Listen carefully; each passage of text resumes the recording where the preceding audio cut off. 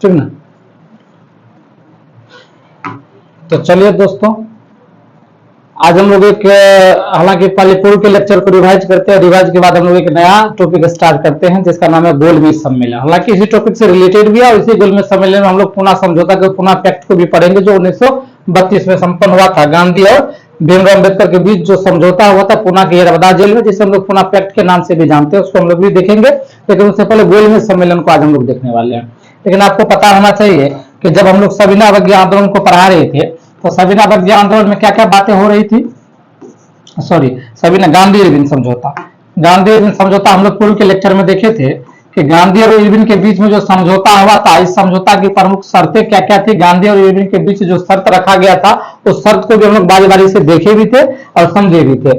और गांधी इरविन समझौता को जो मंजूरी मिला है, इसके समझौता को जो मंजूरी मिला है, इसके समझौता गांधी इरविन समझौता कब हुआ था सबको पता होना चाहिए, रिवाइज आपको होना चाहिए। और 5 मार्च 1931 को, 5 मार्च 1931 को। और गांधी इरविन समझौता पर हस्ताक्षर किया गया था 5 मार्च 1931 को किया गया था, कोई दिक्कत नहीं। लेकिन इस समझौता को जो मंजूरी मिला था, इस समझौता को जो मंजूरी मिला था वो मंजूरी मिला था कांग्रेस के 1931 का जो अधिवेशन हुआ था कराची में, इसी कराची अधिवेशन में इस समझौता को मंजूरी दिया गया था। यानी इस समझौता को मंजूरी 1931 के कराची अधिवेशन में, किस अधिवेशन में, कराची अधिवेशन में। हालांकि कराची हम जब कांग्रेस पढ़ेंगे तो कांग्रेस का सारा अधिवेशन पढ़ेंगे और कांग्रेस के अधिवेशन में कराची अधिवेशन को भी हम लोग वहां देखेंगे। लेकिन थोड़ा सा भी यहाँ जानकारी ले लेते हैं कराची अधिवेशन के बारे में।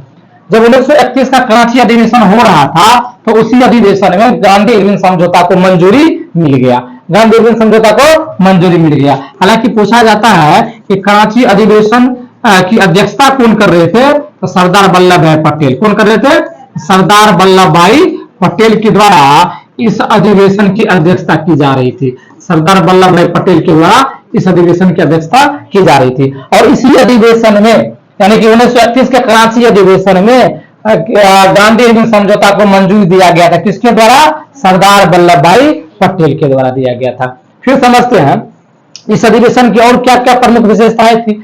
इसी अधिवेशन में जब गांधी जी कराची के रास्ते से गुजर रहे थे, जब गांधी जी कराची के रास्ते से गुजर रहे थे तो पहली बार गांधी जी को काला झंडा दिखाया गया था।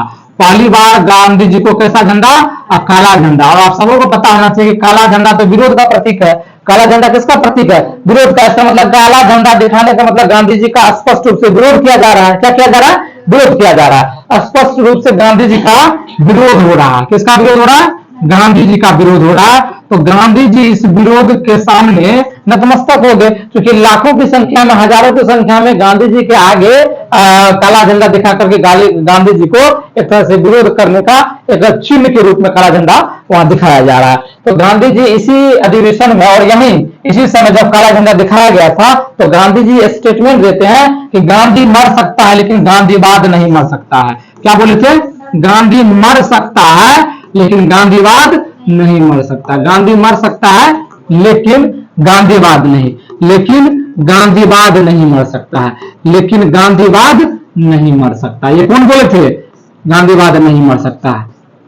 ये स्टेटमेंट कौन दिए थे, गांधी जी। कौन दिए थे, गांधी जी। कब दिए थे, जब इसको क्या दिखाया गया था, काला झंडा दिखाया गया था। आखिर काला झंडा क्यों दिखाया गया था, क्वेश्चन ये भी उठ सकता है कि गांधी जी को 1931 के कराची अधिवेशन में जब गांधी जी कराची के मार्ग से लाए जा रहे थे तो यहाँ काला झंडा दिखाया गया था। क्यों दिखाया गया था, क्योंकि आप सबों को पता होना चाहिए कि घटना हुआ था 23 मार्च 1931 को। याद आ रहा है, 23 मार्च 1931 में कौन सा घटना हुआ था, राजगुरु भगत सिंह सुखदेव तीनों को फांसी की सजा सुनाई गई थी। तीनों को फांसी की सजा सुनाई गई थी, राजगुरु, भगत सिंह और सुखदेव को। तो लोगों का ऐसा मानना था, भारतीय जनमानस का ऐसा मानना था कि गांधी जी यदि चाहते, गांधी जी यदि चाहते तो इन तीनों की फांसी को टलवा सकते थे या सजा को कम कर सकते थे। लेकिन लोगों के मन में ऐसा था कि गांधी ने ही ऐसा किया, गांधी ने कुछ प्रयास नहीं किया जिस कारण से तीनों को फांसी पर लटका दिया गया। लेकिन ऐसा बात नहीं है। गांधी जी इरविन के समक्ष लेटर लिखते हैं और बताते हैं कि इसकी सजा को या तो आप माफ कर दीजिए या इसकी सजा को कम कर दीजिए। लेकिन आपको पता होना चाहिए फांसी जो होना था, यह फांसी 24 मार्च को होना था। ये फांसी 24 मार्च 1931 को होना था, लेकिन हजारों की संख्या में जिस जेल में बंद थे राजगुरु भगत सिंह और सुखदेव उस जेल के आगे लाखों की संख्या में लोग इकट्ठा होने लगे। अब इनको लगा, जेलर को लगा कि यदि मान के चलो 24 मार्च को फांसी हम लोग देते हैं तो हमें इन भीड़ों का सामना करना पड़ सकता है, इसीलिए एक दिन पहले ही उनको फांसी की सजा सुनाई गई थी। हालांकि आपको पता होना चाहिए, जब गांधी इरविन के समक्ष लेटर लिखते हैं और उस लेटर में लिखते हैं कि इन तीनों की फांसी को या तो आप टाल दीजिए या फांसी की सजा को कम कर दीजिए, वो लेटर पहुंचना था, लेकिन लेटर पहुंचने से पहले इन तीनों को फांसी की सजा सुनाई दी गई थी। तो हम लोग कह सकते हैं कि गांधी ने तो प्रयास किया था, लेकिन जो अथक प्रयास होना चाहिए, जो अंदर से प्रयास होना चाहिए, वो नहीं हुआ था। यदि गांधी जी का लेटर इरविन के समक्ष पहुंचता तो शायद इसकी सजा को माफ किया जा सकता था।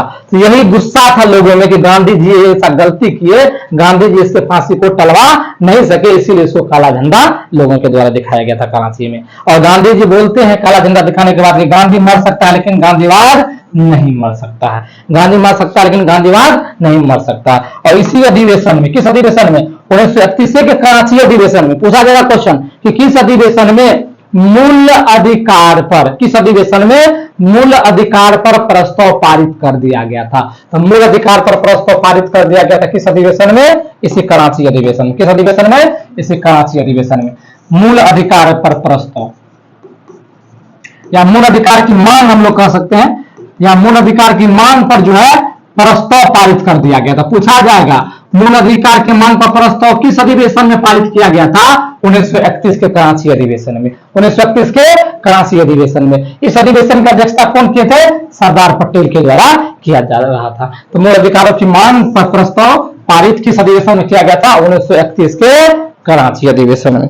1931 के कराची अधिवेशन में। तो समझ में आ गया, यानी कि पूछा गया था कि गांधी इरविन समझौता पर मंजूरी किस अधिवेशन में दिया गया था, 1931 के कराची अधिवेशन में।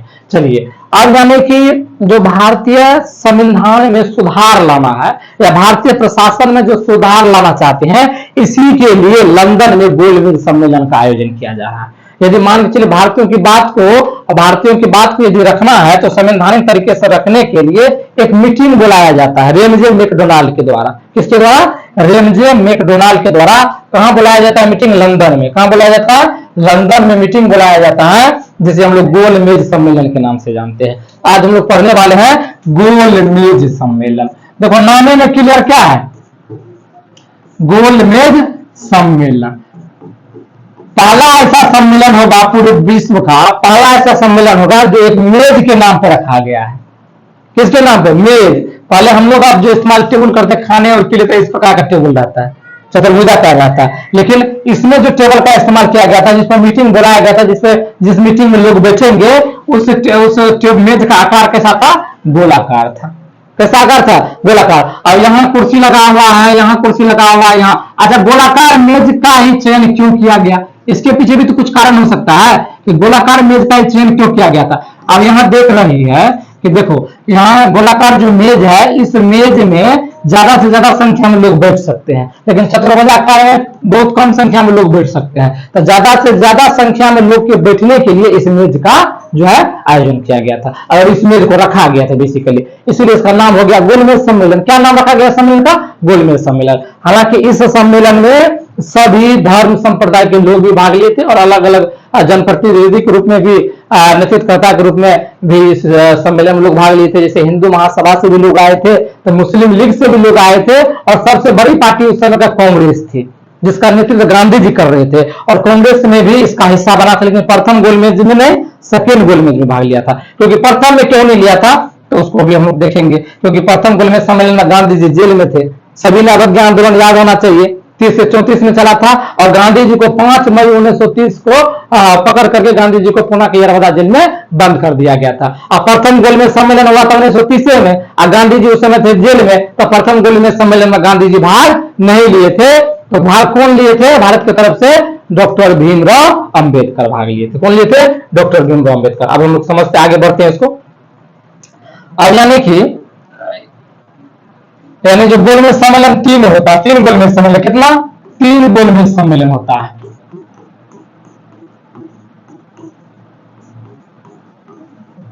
अब ये बताएं कि गोलमेज सम्मेलन जो बुलाया गया था किसके द्वारा बुलाया गया था? रैमजे मैकडोनाल्ड के द्वारा। किसके द्वारा? मैकडोनाल्ड। रेमजे मैकडोनाल्ड की अध्यक्षता में ही गोलमेज सम्मेलन का आयोजन किया गया। रेमजे मैकडोनाल्ड की अध्यक्षता में ही गोलमेज सम्मेलन का आयोजन किया गया। और कहां किया गया? लंदन में। कहां किया गया? लंदन में। और वो जगह था लंदन। लंदन का कौन सा पैलेस बताए थे ना? कौन सा बताओ? लंदन का सेंट जेम्स पैलेस इसको बोलते हैं। इसी पैलेस में, इसी महल में गोलमेज सम्मेलन का आयोजन किया गया था। इसी सम्मेलन, इसी पैलेस में, इसी महल में क्या कहते हैं, रेमजे मैकडोनाल्ड के द्वारा गोलमेज सम्मेलन का आयोजन किया जा रहा था, जिसमें अलग अलग क्षेत्र से अलग अलग प्रतिनिधि भाग लिए थे। अलग अलग क्षेत्र से अलग अलग प्रतिनिधि भाग लिए थे। जैसे हिंदू महासभा के से भाग लिए थे। उसके बाद आपको क्या कहते हैं, मुस्लिम लीगों ने भी भाग लिया। उसके बाद कांग्रेस की तरफ से आप देख ही रहे थे, लेकिन कांग्रेस तो भाग लिया ही नहीं था, क्योंकि डॉक्टर भीमराव अम्बेडकर आपने, यानी कि आप कह सकते हैं कि अति पिछड़ा वर्ग की तरफ से भाग लिए थे। और गांधी जी द्वितीय गोलमेज सम्मेलन में भाग लिए थे, जब इनको पुणे के येरवडा जेल से छुड़ाया गया था, क्योंकि लग रहा था कि यदि भारत की आवाज को भारतीयों तक पहुंचाना है तो कांग्रेस का, और कांग्रेस के यानी महान नेता थे उस समय गांधी जी, तो गांधी जी की उपस्थिति अनिवार्य है। लेकिन प्रथम गोलमेज सम्मेलन चूंकि हो रहा है 1930 में, तो 1930 में तो गांधी जी जेल में बंद थे। यदि गांधी जी बाहर रहते तो शायद प्रथम गोलमेज सम्मेलन में भाग ले सकते थे। तो लॉर्ड इरविन को लगा कि गोलमेज सम्मेलन में यदि गांधी जी भाग नहीं लेते हैं तो भारत की आवाज को भारतीयों तक पहुंचाने में हमें कठिनाइयों का सामना करना पड़ सकता है। क्योंकि उस समय यदि गांधी जी जो देश को बोल देते थे तो गांधी जी की बातों पर सब अमल करते थे और गांधी जी की बात को मानते थे सब। और गांधी ही नहीं है तो प्रथम गोलमेज सम्मेलन इस तरह से असफल भी रह गया था। हालांकि प्रथम गोलमेज सम्मेलन जो हुआ, प्रथम गोलमेज सम्मेलन, प्रथम गोलमेज सम्मेलन नवंबर में स्टार्ट हुआ, नवंबर 1930 में स्टार्ट हुआ। और कब तक चला था बताए थे? बताइए, 19 जनवरी 1931 तक। यानी कि नवंबर, लगभग 12 नवंबर 1930 से लेकर के 19 जनवरी 1931 तक प्रथम गोलमेज सम्मेलन चला था। और प्रथम गोलमेज सम्मेलन में किसने भाग नहीं लिया था? गांधी जी ने भाग नहीं लिया था। अर्थात हम कह सकते हैं कांग्रेस ने भाग नहीं लिया था। लेकिन भाग कौन लिए थे? डॉक्टर भीमराव अम्बेडकर। डॉक्टर भीमराव अम्बेडकर। हालांकि तीनों गोलमेज सम्मेलन में डॉक्टर भीमराव अम्बेडकर भाग लिए थे। पूछा जाता है कौन से ऐसे भारतीय थे जो तीनों गोलमेज सम्मेलन में भाग लिए थे? उसका क्या नाम था? डॉक्टर भीमराव अम्बेडकर।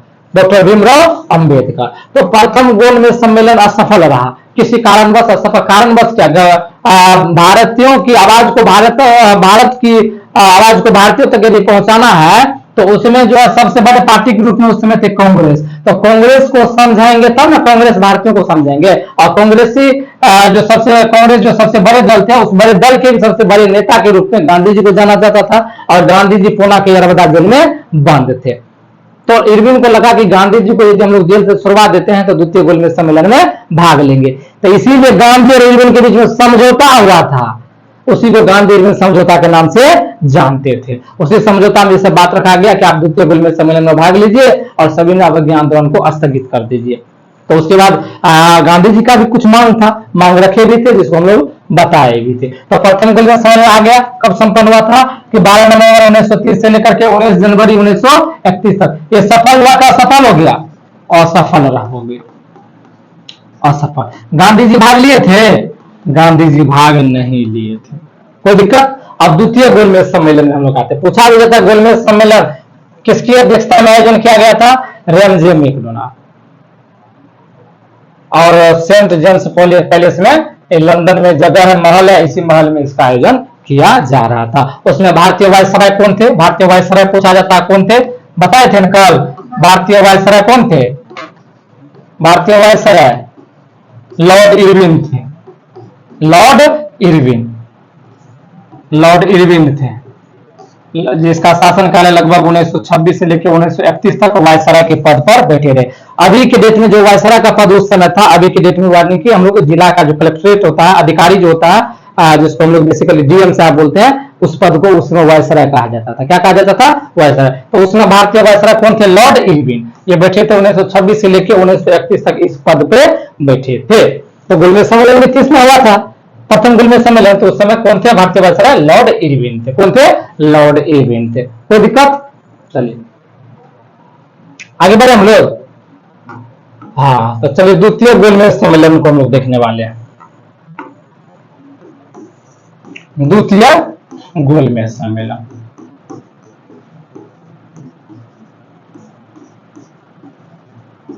अब द्वितीय गोलमेज सम्मेलन में अभी गांधी जो समझौता होता है, उस समझौता में गांधी जी द्वितीय गोलमेज सम्मेलन में भाग लेने के लिए तैयार हो जाते हैं। गांधी जी द्वितीय गोलमेज सम्मेलन में भाग लेने के लिए तैयार हो जाते हैं। अब जो है द्वितीय गोलमेज सम्मेलन पहले हुआ कब था उसको हम लोग देख लेते हैं। ये समाप्त हो गया जनवरी 1931 में और ये चालू हो जाता है लगभग आपको 7 सितंबर 1931 से 7 सितंबर 1931 से लगभग चलता है 1 दिसंबर 1931 तक। 1 दिसंबर 1931 तक देख रहे हैं ना, 7 सितंबर से लेकर के 1 दिसंबर 1931 तक द्वितीय गोलमेज सम्मेलन। इस गोलमेज सम्मेलन में अब कांग्रेस शामिल हो रहे हैं। कांग्रेस शामिल हो रहे हैं। कांग्रेस शामिल हो रहे हैं कहने का तात्पर्य है कि कांग्रेस की तरफ से गांधी जी भाग ले रहे हैं। गांधी जी भाग ले रहे हैं। गांधी जी शामिल हो रहे हैं। गांधी जी शामिल। अब गांधी जी शामिल हो गए तो हो गया पूरे कांग्रेस यानी पूरे भारत शामिल हो गया, क्योंकि तो गांधी जी की आवाज उस समय पूरे भारत की आवाज हुआ करता था। यानी गांधी जी शामिल होने का मतलब है कि पूरे भारत उस समय सम्मिलित हो गए हैं, द्वितीय गोलमेज सम्मेलन में शामिल हो रहे हैं। पूछा जाता है कि किस गोलमेज सम्मेलन में कांग्रेस ने भाग लिया था, कांग्रेस ने हिस्सा लिया था, तो किस गोलमेज सम्मेलन में? द्वितीय गोलमेज सम्मेलन में गांधी ने भाग लिया था। अब देखिए द्वितीय गोलमेज सम्मेलन में गांधी तो भाग लिए ही थे, फिर हिंदू महासभा की तरफ से अलग अलग जनप्रतिनिधि भाग लिए थे, मुस्लिम लीग की तरफ से लग लिए थे और जो है अत्यंत पिछड़ा की तरफ से डॉक्टर भीमराव अंबेडकर यानी कि भाग लिए थे। कोई दिक्कत नहीं। अंबेडकर भी थे, अंबेडकर भी थे। हिंदू महासभा भी भाग लिए थे, हिंदू महासभा भी भाग लिए थे। उसके बाद मुस्लिम लीग भी भाग लिए थे। कौन? मुस्लिम लीग। पूछा जाता है कि गांधी जी द्वितीय गोलमेज सम्मेलन में किस जहाज से गए थे, यह भी पूछा जाता है। जिस जहाज से गए थे उस जहाज का नाम था SS राजपुताना। क्या नाम था उस जहाज का? क्या नाम था? SS राजपुताना। कई बार बीपीएससी में पूछा है SS राजपुताना। फिर से बहुत इंपॉर्टेंट है। गांधी जी जिस जहाज से द्वितीय गोलमेज सम्मेलन लंदन में गए थे भाग लेने के लिए, उस जहाज का क्या नाम था? SS राजपुताना। और जिस जहाज से आए थे उस जहाज का जो नाम पूछा जाता है उसका नाम था बेसेंटियाना। क्या नाम था उस जहाज का? जब आए थे वापस लौटे थे तो वापस लौटने के क्रम में किस जहाज का, वापस लौटने के क्रम में किस जहाज का प्रयोग किए थे? बेसेंटियाना जहाज का। देख रहे हैं ना किस प्रकार से क्वेश्चन पूछा जाता है। तो ये डेप्थ नॉलेज आपको होना चाहिए कि किसी से भी क्वेश्चन पूछा जा सकता है। कोई दिक्कत? चलिए तो इसको हम लोग उतार सकते हैं, जो भी स्टूडेंट उतारना चाहता है जिसको उतार सकता है। कोई दिक्कत? फटाक से स्क्रीनशॉट लीजिए या उसको उतार सकते हैं। ये बेसिकली द्वितीय गोलमेज सम्मेलन की बात है। गांधी इसमें हिस्सा ले रहे हैं, अंबेडकर भी ले रहे हैं, हिंदू महासभा और मुस्लिम लीग भी भाग ले रहे हैं। चलिए ठीक। और ये भी पूछा जाता है कि गांधी जी जब वहां पहुंचे थे लंदन तो किस हॉल में ठहरे थे? किंग्सले हॉल में। किस हॉल में गांधी जी ठहरे थे? गांधी जी जो ठहरे थे किस हॉल में ठहरे थे? किंग्सले हॉल में। इसमें किंग्सले हॉल में। कहा? किंग्सले हॉल में ठहरे थे, किंग्सले हॉल में। लेकिन द्वितीय गोलमेज सम्मेलन भी आपको राजनीतिक तौर पर असफल माना जाता है। क्यों माना जाता है? इसके एक भी कारण है, क्योंकि डॉक्टर भीमराव अंबेडकर जो है, डॉक्टर भीमराव अंबेडकर जो है ये आपको क्या कहते हैं पिछड़ा के लिए आप कह सकते हैं कि अलग निर्वाचन मंडल की व्यवस्था की मांग किया गया था। इसके लिए पिछड़ों के लिए अलग निर्वाचन मंडल की व्यवस्था की मांग की गई थी। किसके द्वारा? डॉक्टर भीमराव अंबेडकर। समझना है चीज को, उतारना है। यानी कि द्वितीय गोलमेज सम्मेलन में डॉक्टर भीमराव अंबेडकर का अलग मांग था। क्या मांग था? उस मांग को हम लोग समझते हैं। उस मांग को समझते हैं। पहले होता था कि दलित लोगों को दलित शब्द से सूचित किया जाता था, लेकिन दलित शब्द हटाकर गांधी जी ने उसका नाम हरिजन रखा था। और गांधी जी बोले थे कि हरिजन, हरिजन का मतलब आप लोग तो हरि के प्रभु हैं, आप लोग तो हरि के लोग हैं, आप लोग तो प्रभु के लोग हैं, आप लोग तो भगवान सीधे भेजे हैं। तो आप लोगों को जो है, जो दलित शब्द से जो आप लोगों को बहिष्कृत किया जाता है, दलित शब्द से जो आप लोगों को आप लोगों की जो आलोचना की जा रही है, उस दलित शब्द को हटा करके हम एक नया शब्द आप लोगों को दे रहे हैं, जिसका नाम है हरिजन। क्या नाम है? हरिजन। हरिजन का मतलब क्या? हरि का मतलब क्या होता है? प्रभु। यानी आप लोग प्रभु के लोग हैं, आप लोग भगवान के लोग हैं, इसीलिए आप लोगों को हरिजन हम लोग कहते हैं। और आप लोगों की हम लोग सेवा करना चाहते हैं, आप लोगों की पूजा करना चाहते हैं, तो आप लोगों के लिए हम लोग क्या बनाए हैं? हरिजन सेवक संघ। हरिजन सेवक संघ, यानी आप लोगों की हम सेवा करना चाहते हैं, आप लोगों की सेवा के लिए हम लोग एक संघ बना रहे हैं, जिसका नाम है हरिजन सेवक संघ। ये गांधी जी के द्वारा बनाया गया था। वो तो हम लोग बाद में पढ़ेंगे, पुनः पैक्ट में पढ़ेंगे। लेकिन यहाँ गांधी जी कहाँ ठहरे थे? किंग्सले हॉल में। गांधी जी शामिल हुए थे किस गोलमेज सम्मेलन में? द्वितीय गोलमेज सम्मेलन में। अच्छा, किस जहाज से गए थे? SS राजपुताना से। किस जहाज से आए थे? अच्छा, लंदन के किस हॉल में ठहरे थे? किंग्सले हॉल में। लेकिन राजनीतिक तौर पर इसको असफल माना जाता है। क्या माना जाता है? असफल माना जाता है। ये भी असफल हो गए, यानी कि बिना किसी कारण के ये भी असफल इसीलिए हो गए, कारण तो था ही। और कारण क्या था कि जो पिछड़ा वर्ग के लिए, अति पिछड़ा वर्ग के लिए, SC ST इस सब के लिए जो है डॉक्टर भीमराव अंबेडकर के द्वारा जो है पृथक निर्वाचन मंडल की व्यवस्था की मांग कर दी गई थी। किसके लिए? पिछड़ा वर्ग के लिए, अति पिछड़ा वर्ग के लिए पृथक निर्वाचन मंडल। पृथक निर्वाचन मंडल, निर्वाचक मंडल। अब बहुत के मन में आएगा, सर ये पृथक निर्वाचन मंडल है क्या? जो डॉक्टर भीमराव अम्बेडकर के द्वारा जो ये मांग रखा गया था पृथक निर्वाचन मंडल की, ये मांग क्या था? इसका कहना था कि पृथक निर्वाचन मंडल का मतलब है कि जहां SC खड़ा होंगे वहां सिर्फ और सिर्फ SC कैंडिडेट ही उनको वोट देंगे। जो दलित पिछड़ा है, जहां दलित कैंडिडेट खड़ा होंगे वहां सिर्फ और सिर्फ कौन वोट देंगे? दलित।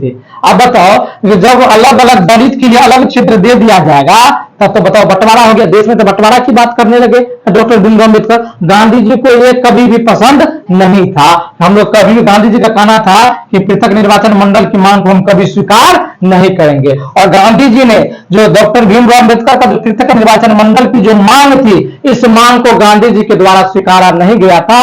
इसको क्या कहते हैं, आप कह सकते हैं कि अस्वीकार कर लिया गया था। गांधी जी के द्वारा इसकी मांग को सिरे से नकार दिया गया और गांधी जी के द्वारा इसकी मांग को अस्वीकार कर लिया गया था, अस्वीकार कर लिया गया था। अब गांधी जी के द्वारा जब इस पृथक निर्वाचन मंडल की मांग जो डॉक्टर भीमराव अम्बेडकर की थी, इस मांग को जब अस्वीकारा गया तो गांधी और डॉक्टर भीमराव अम्बेडकर के बीच में वैचारिक मतभेद हो गया और इसी वैचारिक मतभेद के कारण द्वितीय गोलमेज सम्मेलन असफल रहा। द्वितीय गोलमेज सम्मेलन असफल रहा। अब इसी के कारण पुनः पैक्ट भी होता है, उसको हम लोग देखेंगे, लेकिन इससे अलग टॉपिक कर लेंगे, उसको बना लेंगे नया टॉपिक, तब हम लोग पढ़ेंगे। तब इसी को लेकर के पुनः पैक्ट होता है। गांधी जी बोलते ये कभी स्वीकारात्मक नहीं होगा कि हम लोग दलित के लिए अलग पृथक निर्वाचन मंडल की व्यवस्था करेंगे। ऐसे में देश के कई टुकड़े हो जाएंगे, फिर दलित का एक नया क्षेत्र बन जाएगा और दलित उस क्षेत्र में बाहुबली अपने आप को समझने लगेंगे। इसीलिए गांधी जी जो है पूरा इससे निराश होकर के गांधी जी गुस्सा में आकर के आपको पूना के यरवदा जेल में क्या हुआ, आमरण अनशन पर बैठ गए थे। आमरण अनशन पर बैठ गए। तब मदन मोहन मालवीय की अध्यक्षता में दोनों की मुलाकात करवाई गई थी। किससे? डॉक्टर भीमराव अम्बेडकर और गांधी जी की मुलाकात पूना के यरवदा जेल में करवाई गई थी और पुनः पैक्ट भी हुआ था। तो पुनः पैक्ट हम लोग बाद में करेंगे, पहले हम तृतीय गोलमेज सम्मेलन को देख लेते हैं। तो पृथक निर्वाचन मंडल की मांग को किसने अस्वीकारा था? गांधी जी ने अस्वीकारा था। और यह मांग किसका था? डॉक्टर भीमराव अंबेडकर का मांग था। तो चलिए तृतीय गोलमेज सम्मेलन फटाक से हम लोग देख लेते हैं। हालांकि तृतीय गोलमेज सम्मेलन से ज्यादा क्वेश्चन पूछा भी नहीं जाता। तृतीय गोलमेज सम्मेलन खाली आपको डेट बाय डेट याद रख लेना कि कब से कब हुआ था।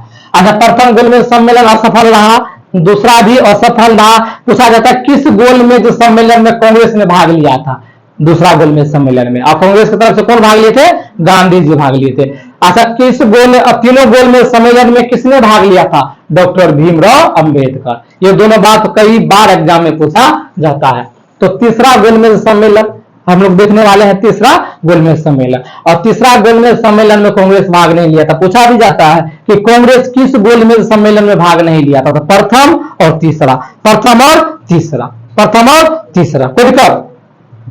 तो अब हम लोग पढ़ते हैं तीसरा गोलमेज सम्मेलन। तो तीसरा गोलमेज सम्मेलन से लगभग 17 नवंबर 1932 से स्टार्ट हुआ और दिसंबर लगभग 24 दिसंबर 1932 को खत्म हो जाता है। और इस सम्मेलन में गांधी जी भाग नहीं लिए, यानी कि कांग्रेस भाग नहीं लिए, गांधी जी भाग नहीं लिया अर्थात कांग्रेस भाग नहीं लिए, और एक लेबर पार्टी था, लेबर पार्टी भी इसमें शामिल नहीं हुआ था। तो यही इसका मुख्य बात है, और कोई ज्यादा इससे विशेष क्वेश्चन नहीं पूछे जाते हैं। तो कितने गोलमेज सम्मेलन हुए?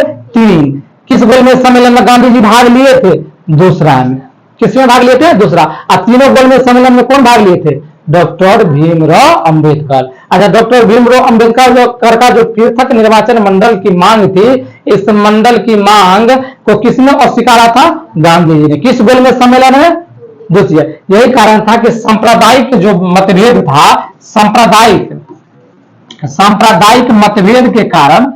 सांप्रदायिक मतभेद के कारण ही द्वितीय गोलमेज सम्मेलन असफल रहा था।